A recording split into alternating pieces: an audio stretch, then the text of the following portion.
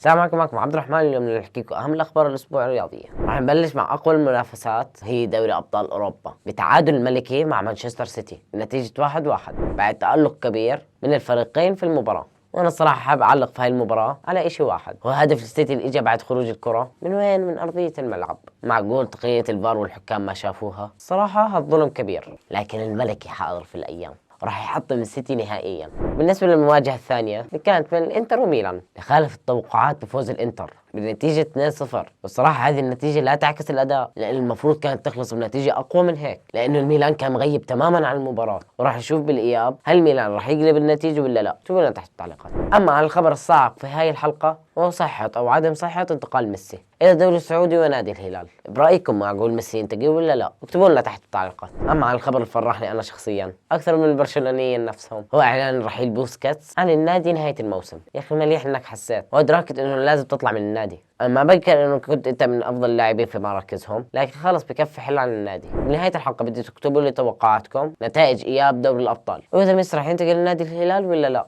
كان معكم عبد الرحمن، لا تنسوا اللايك وسبسكرايب وديروا بالكم على دراستكم.